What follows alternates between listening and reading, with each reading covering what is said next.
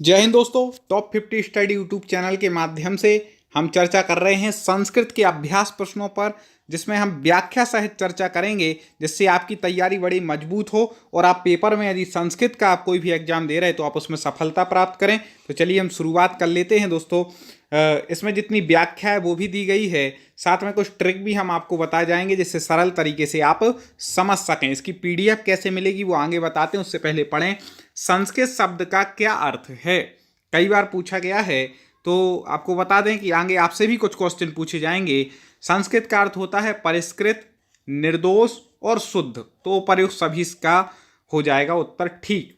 लेकिन एक प्रश्न आता है कि संस्कृत किन शब्दों से मिला है, तो आपको बता दें कि सम उपसर्ग क्री धातु में ता प्रत्यय लगने से क्या बना है, संस्कृत बना है, जिसका अर्थ होता है परिष्कृत, निर्दोष, निर्मल, शुद्ध या अलंकृत। इस प्रकार से अगला प्रश्न उत्तर आपको देना है, जल्दी से बता दीजिएगा दोस्तों। अगला प्रश्न है कि संस्कृत भाषा को कहा जाता है। फटाक से कमेंट करें। उससे पहले आपको बता दें कि इसकी आपको जो पीडीएफ है वह हमारे ऐप टॉप 50 स्टडी ऐप पर मिलेगी, जिसकी लिंक मैंने डिस्क्रिप्शन में दी है। टेलीग्राम चैनल से भी जुड़ जाइए, वहाँ पर भी आपको पीडीएफ नोट्स मिलते रहेंगे। और चैनल को सब्सक्राइब तो आपने कर ही लिया होगा, जिससे अगले वीडियो आप तक पहुँचते रहें। तो संस्कृत भाषा को कहा जाता है, क्या कहा जाता है दोस्तों, जल्दी से। हाँ बिल्कुल, देव भाषा भी कहा जाता है, देववाणी भी और ग्रीवाणी भी। तो प्रयुक्त सभी इसका उत्तर ठीक हो जाएगा। आगे देखते हैं, उत्तर प्रदेश राज्य में संचालित संस्कृत शिक्षण के मुख्यतः कितने स्तर हैं। कितने स्तर हैं भैया उत्तर प्रदेश में संस्कृत शिक्षण के, जल्दी से बता दें। वीडियो को लाइक भी करना है। तो आपको बता दें कि उत्तर प्रदेश में कितने स्तर हैं, तो वहाँ पर हैं 4 स्तर। कौन कौन से हैं इसको हम व्याख्या से समझते हैं, बिल्कुल ध्यान से सुनिएगा। कई प्रदेशों में इस प्रकार का है। तो उत्तर प्रदेश की बात करें तो संस्कृत शिक्षण के 4 स्तर कौन। पहला है प्राथमिक स्तर, कक्षा से 3 से 5 तक जो जिसको कहते हैं वहाँ पर। इसके बाद उच्चतर माध्यमिक स्तर कक्षा 6 से 8 तक, याद रखिएगा उच्चतर माध्यमिक स्तर। माध्यमिक स्तर कक्षा 9 से 12 और उच्च स्तर जिसमें स्नातक होती है या अधिस्नातक या परास्नातक। इस प्रकार से 4 स्तर हैं। आगे देखते हैं, प्राथमिक स्तर पर संस्कृत शिक्षण के उद्देश्य क्या हैं। ठीक है, ये संस्कृत पेडागोजी से संबंधित प्रश्न है दोस्तों। आपको यदि हमसे जुड़ना है तो कुछ नहीं करना है, चैनल को सब्सक्राइब करके, कई लोग बोलते सर नोटिफिकेशन नहीं आता, बेल आइकन को दबा करके ऑल नोटिफिकेशन ऑन कर लें। और टॉप 50 स्टडी यूट्यूब पे आप सर्च करेंगे तो क्रम से और भी वीडियो हमारे मिल जाएंगे। प्ले लिस्ट में आप ऐसे पहले जो हमारे अभ्यास आए हैं उनको देख सकते हैं। तो प्राथमिक स्तर पर संस्कृत शिक्षण का जो उद्देश्य है वह क्या है, तो वह हो जाएगा फलों, वस्तुओं, जानवरों, लिंग, वचन एवं सर्वनाम को छोटे छोटे वाक्यों के माध्यम से सिखाना। प्राथमिक स्तर पर यही कर सकते हैं। संस्कृत पाठ करना कठिन हो जाएगा प्राथमिक स्तर पर, ठीक है। गद्य पद्य अनुवाद तो कर ही ना पाए, छोटे बच्चे हैं, और सूत्र भी कंठस्थ नहीं कर पाएंगे, तो इनको छोटे छोटे नामों को सिखाना ही हो जाएगा। अगला है, पाणिनि ने संस्कृत व्याकरण को कितने सूत्रों में प्रतिपादित किया। वेरी वेरी आईएमपी प्रश्न है, कई बार पूछा गया ये प्रश्न है। तो आपको बता दें कि कितने सूत्रों में प्रतिपादित किया है, तो 14 सूत्र, जिनको क्या कहते हैं, माहेश्वर सूत्र। अयोण रीलेक एयोंग एयोंग छय बरट लणयाम गुण नम झबय गढ़दस जब गढ़दस खप चढ़ चढ़ताओ कपाय सस्सर हल। कई लोग सोचेंगे सर ये क्या बोल गए, वो ही हैं जो 14 माहेश्वर सूत्र हैं, ठीक है। अलग से इनका वीडियो पढ़ाएंगे तो आप और विस्तार से पढ़ लेना। अब इसी संबंधित एक और प्रश्न पूछा जाता है कि प्रत्याहार कितने वर्णों से बनता है। एक प्रत्याहार कितने वर्णों से मिलकर के बनता है, जल्दी से बता दीजिए। हाँ, प्रत्याहार, तो बिल्कुल आप सही पहचान रहे हैं। कमेंट फटाक से करना है, सभी लोगों को करना है, एक आपकी तैयारी का अंदाजा होगा। 2 वर्णों से मिलकर के बनता है, जैसे अच प्रत्याहार होते हैं और सब होते, जैसे यहाँ देख लें व्याख्या में कि अच होता है, इक, यण, अल, हल। अच प्रत्याहार में पूरे स्वर्ण वर्ण आ जाते हैं, हल प्रत्याहार में पूरे व्यंजन वर्ण आ जाते हैं। तो इस प्रकार से प्रत्याहार 2 वर्णों से मिलकर के बनता है। अगला है, प्रासंगिक प्रत्याहारों की संख्या कितनी मानी गई है। तो आपको बता दें कि प्रत्याहारों की जो संख्या मानी गई है वह मानी गई है 42, 42। ठीक है, सरल प्रश्न है इसलिए जल्दी ले लिया। फटाफट आगे लेते हैं कुछ। चलिए आगे बढ़ते हैं। वैसे प्रत्याहार 42 है, यहाँ प्रासंगिक शब्द जोड़ दिया। आपको तो यही पूछेगा प्रत्याहारों की संख्या कितनी है, तो आपको लिख के आना है 42। अगला है, वर्ण कितने प्रकार के होते हैं? तो आपको बता दें कि वर्ण जो है वो मुख्य रूप से दो प्रकार के होते हैं। कौन कौन से? एक होता है स्वर और एक होता है व्यंजन। प्रारंभिक से हम पढ़ रहे हैं, ऐसे ही हर चैप्टर के संस्कृत के जो आपकी परीक्षा के लिए उपयोगी हैं, सब चैप्टर के डेली आपको प्रश्न मिलने वाले हैं। इसलिए आप हमारे चैनल को सब्सक्राइब करके तो जुड़ ही गए होंगे निश्चित रूप से। अभी तक ना जुड़े हों तो सब्सक्राइब करके बेल आइकन दबा करके ऑल नोटिफिकेशन क्लिक कर लो। ऐसे बहुत सारे वीडियो हमारे अपलोड हो चुके हैं, प्ले लिस्ट में जा करके ज़रूर देखें। स्वर के कितने भेद हैं? तो स्वर के आपको पता होना चाहिए। जल्दी से कमेंट करते जाएं, कम समय दूंगा आपको बताने के लिए। हाँ, बिल्कुल सही पहचान रहे। स्वर के 3 भेद होते हैं, ह्रस्व, दीर्घ और प्लुत। ठीक है ना, ह्रस्व, दीर्घ और प्लुत, स्वर के 3 भेद होते हैं स्वर के। आगे, ह्रस्व स्वर किसे कहते हैं? तो जिन स्वरों के उच्चारण में एक मात्रा का समय लगता है उन्हें ह्रस्व स्वर कहते हैं। याद रखना, जिन स्वरों के उच्चारण में एक मात्रा का उच्चारण का स्थान लगे वो ह्रस्व कहलाते हैं, जिनमें 2 मात्रा का उच्चारण लगे वो दीर्घ कहलाते हैं, और जिन स्वर के उच्चारण में 3 मात्रा का समय लगता है वो क्या कहलाते हैं? वो प्लुत स्वर कहलाते हैं। जैसे हमने बोला आ, 1 मात्रा का समय लगा, इसके बाद बोला आ, 2 मात्रा का और खींच दिया, और तीसरा मैं बोल दिया ओम, ऐसे नहीं बोलते, ऐसे लगा देते प्लुत का, ये ऐसे ऐसे करके ओ, और बीच में ये ओम ऐसा खींच देते हैं, तो वो प्लुत होता है। इस प्रकार से हो गया। ठीक है, अगला देखते हैं आगे। ह्रस्व स्वर कितने प्रकार के हैं? अब ह्रस्व स्वर के भी यहाँ पे प्रकार पूछे गए हैं, जल्दी से बता दीजिए ह्रस्व स्वर कितने प्रकार के हैं। हाँ, बिल्कुल सही पहचान रहे हैं। ह्रस्व स्वर कितने प्रकार के होते हैं? 5 प्रकार के। कौन कौन से? आ, ई, उ, री और लिरी। ये क्या है? ये 5 ह्रस्व स्वर। ये 5 याद रखना है, ह्रस्व स्वर हैं। ठीक है, 1 मात्रा का उच्चारण। दीर्घ स्वर कैसे कहते हैं? तो पहले बता चुके हैं कि 2 मात्रा का उच्चारण का समय जिसमें लगे वो दीर्घ स्वर कहलाते हैं। अब देखें दीर्घ स्वर कितने हैं, उसकी संख्या ही पूछ सकते हैं। बिल्कुल प्रारंभ से पढ़ रहे हैं आप, समझ लीजिए। कई लोग सोचेंगे सर इतना तो हम पे बनता है। अरे भाई, इन्हीं में कई लोग गलती करके आते हैं, याद रखना। आपको लगता है कि हम पे बनता है, लेकिन जल्दबाजी में गलती हो जाती है। इसलिए प्रारंभ से हम हर सब्जेक्ट के, आपके संधि हो, समास हो, उपसर्ग, प्रत्यय, सबके प्रश्न लाएंगे। अभी जैसे शब्दों के लाए, इसके बाद उच्चारण स्थान भी आएंगे, सब कुछ आएंगे। तो सब कुछ क्रम से यहाँ पर सरल भाषा में ला रहे हैं। तो दीर्घ स्वर के प्रकार जल्दी से, हाँ बिल्कुल सही पहचाना है, 8 प्रकार के होते हैं दीर्घ स्वर। कौन कौन से? आ, ई, उ, री, ए, ऐ, ओ, औ, ये सब दीर्घ हैं। प्लुत स्वर किसे कहते हैं? जिनके उच्चारण में कितना? 3 मात्रा है, उससे अधिक समय लगता है, उसे प्लुत स्वर कहते हैं। चूंकि पहले बता चुके हैं इसलिए अब ज़्यादा इसमें समय नहीं दे रहे हैं। अगला है, ऐसे स्वर जिनके उच्चारण में नासिका की सहायता ली जाती है उन्हें क्या कहते हैं? वेरी वेरी IMP, कई बार पूछा गया प्रश्न है। ऐसे स्वर जिनमें नासिका की सहायता की ज़रूरत होती उच्चारण के समय, उनको कहते हैं अनुनासिक। उनको क्या कहते हैं? अनुनासिक।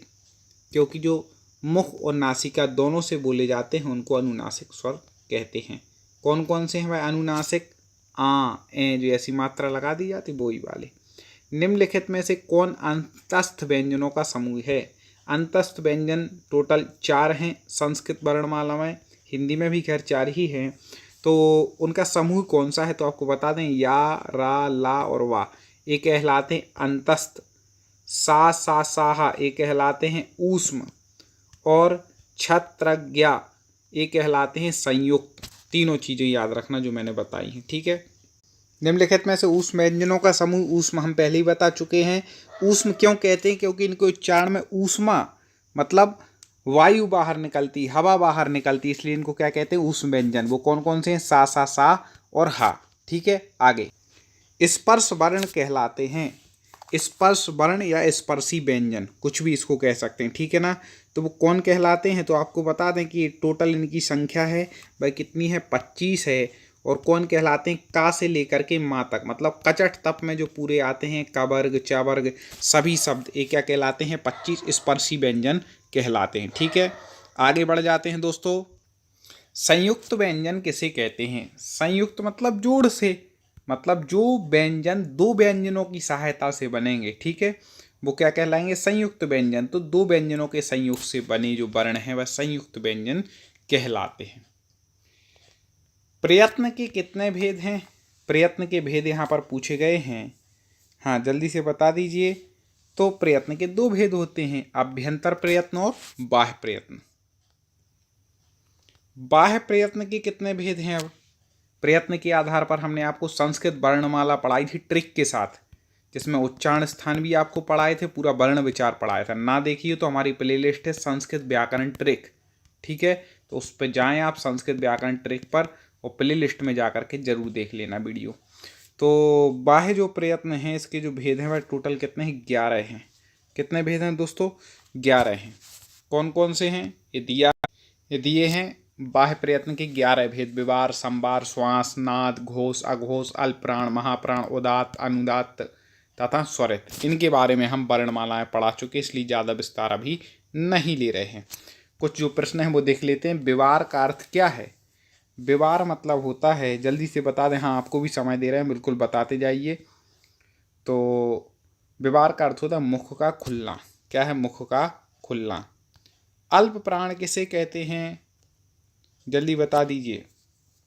तो अल्प मतलब क्या होता है? कम, और प्राण मतलब है वायु।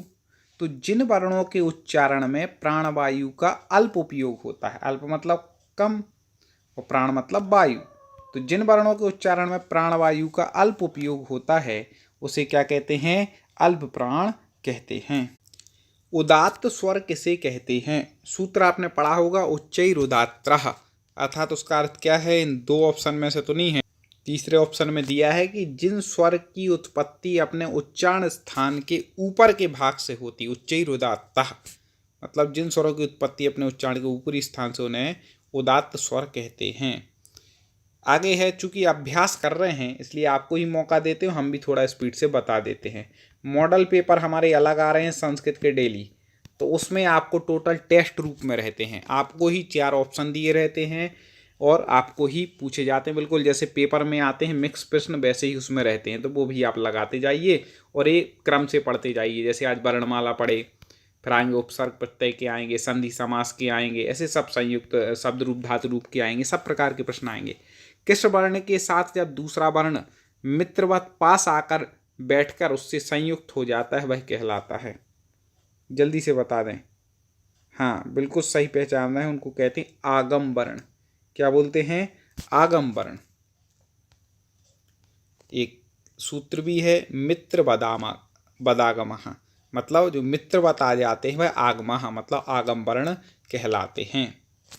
किस वर्ण को हटाकर जब कोई दूसरा वर्ण उसके स्थान पर शत्रु की भांति आ बैठता है तो उसको क्या कहते हैं? तो उसके लिए जो शत्रु की, तो उसके लिए क्या? शत्रु बदादेशः। सूत्र क्या है? शत्रु बदादेशः, मतलब शत्रु की तरह जो आता है वो आदेश वर्ण है, और जो मित्र की तरह आते हैं वो आगम वर्ण है। दोनों चीजें याद रखना, ठीक है ना। जैसे एक उदाहरण यहाँ पर देखो, यदि धन अपि से यद्यपि, यहाँ पर ई के स्थान पर या का क्या हुआ है? आदेश हो गया है, ई का या हो गया, यण संधि का उदाहरण है यद्यपि, ठीक है ना। तो ये क्या हो गया? शत्रु की तरह जबरदस्ती आके बैठ गया, चाह नहीं रहा था वो, फिर भी बैठ गया। किसी शब्द के अंतिम वर्ण से पहले के वर्ण को क्या कहते हैं? चूंकि ये PDF ऐसी है, इतनी बिल्कुल पास पास है कि मैं थोड़ा ऐसा करता हूँ तो आंसर देखने के चांस ज़्यादा रहते हैं, लेकिन आपको क्वेश्चन पे ध्यान रखना है, ठीक है ना। हाँ, किसी वर्ण के अंतिम वर्ण से पहले के वर्ण को क्या कहते हैं? तो अंतिम वर्ण से जो पहले का वर्ण होता है उसको कहते हैं उपधा वर्ण। क्या कहते हैं? उपधा वर्ण, ठीक है ना, याद रखिएगा। ये उपधा है। उपधा क्या है इसको और अच्छे से थोड़ा समझ लें तो एक बार देखें, किसी शब्द के अंतिम वर्ण के पहले के वर्ण को उपधा कहते हैं। कहा है अंत्यादलाः पूर्वो वर्णा उपधा, मतलब जैसे चिंत में ता अंतिम वर्ण है, चिंत में, ठीक है, चा ई आधा ना और ता चिंत, उसमें वर्ण ना उपधा है, क्योंकि अंतिम वर्ण क्या है? ता है, उसके पहले का वर्ण क्या है? आधा ना है, तो यही क्या है? उपधा है। महत में ता वर्ण के पूर्ववर्ती क्या है? हा है, ठीक है ना। और हा के अंदर भी क्या छुपा है? आ छुपा है, क्योंकि बिना स्वर की सहायता, क्योंकि व्यंजन पूरा नहीं होता, तो यहाँ पर आ क्या हो जाएगा? उपधा, क्योंकि माँ, आ, हा, आ और ता, तो ता अंतिम वर्ण है, इसके पहले जो होता है वर्ण उसको उपधा कहते हैं। आओ यहाँ पर उपधा हो जाएगी, याद रखना। विसर्ग के स्थान पर सा का प्रयोग क्या कहलाता है? विसर्ग के स्थान पर सा हो जाना ये क्या कहलाता है? ये कहलाता है, जल्दी बता दी, उपचार। क्या कहलाता है? उपचार। अगला है, वर्णों में अत्यंत समीपता को क्या कहते हैं? ठीक है, वर्णों में जो अत्यंत समीपता होती है उसको क्या कहते हैं? हाँ, बिल्कुल सही पहचान रहे हैं, उसको कहते हैं संहिता। क्या कहते हैं? संहिता। ठीक है, हाँ, परा निष्कर्षा संहिता, मतलब जो पर निष्कर्ष होता है, जैसे बाक धन ईस से मिलकर के क्या बनता है? बाक धन ईसा से बागीसा बन जाता है, इस प्रकार से। तो यहाँ पे अंतिम जो है ना, का और ई में अंतिम वर्ण और पहला वर्ण था, इसमें क्या हो गई? अत्यंत समीपता के कारण संधि का आकार करने से बागीसा बन गया। किसी भी शब्द के अंतिम स्वर और उसके बाद यदि कोई व्यंजन हो तो उसको क्या कहा जाएगा? ठीक है ना, अच्छे से समझ लीजिए क्या पूछा जा रहा है यहाँ, कि किसी भी शब्द के अंतिम स्वर और उसके बाद कोई व्यंजन हो तो उसको कहते हैं टी। टी संज्ञा आपने पढ़ी होगी। देखें, कहा है अचुन्त्यादि टी, मतलब अच क्या कहलाते हैं? अच मतलब स्वर, और उनके अंत में यदि कोई व्यंजन हो तो टी हो जाता है, टी कहा जाता है उसको। ठीक है, किसी शब्द के अंतिम स्वर और यदि उसके बाद कोई व्यंजन हो, टी। जैसे देखें, मनस में इसको तोड़ो, मा, आ, ना, आ, सा, यहाँ दो स्वर हैं, उसमें से अंतिम स्वर ना के बाद आने वाला आ है। ठीक है ना, तो इसकी टी संज्ञा हो गई, टी कहलाएंगे। एक दो, चूंकि मैं पहले सोचा 30 प्रश्न लूँ, लेकिन कुछ और ले लेते हैं। ठीक है, तरप और तमप प्रत्ययों की संज्ञा क्या होती है? तरप और तमप प्रत्ययों की संज्ञा क्या होती है? चलिए आज 30 ही रहने देते हैं, आगे के प्रश्न अगले वीडियो में चर्चा करेंगे। अगले वीडियो में हम संज्ञा, सर्वनाम, उपसर्ग, प्रत्यय, संधि आदि की चर्चा करेंगे। ये जो आपको बताना है कमेंट में इसका उत्तर देना है, ना बने तो खोज लें पहले, फिर वापस वीडियो पर आकर के कमेंट में उत्तर जरूर दें। तरप और तमप प्रत्ययों की संख्या क्या होती? नहीं बनेगा तो अगले वीडियो में हम बता देंगे। दोस्तों, वीडियो को तुरंत लाइक जरूर कर दें, ना किया हो शेयर करें, चैनल को सब्सक्राइब करके जुड़ ही गए होंगे। अगले वीडियो की आपको जानकारी मिलेगी, तैयारी करते रहें, बने रहें। जय हिंद।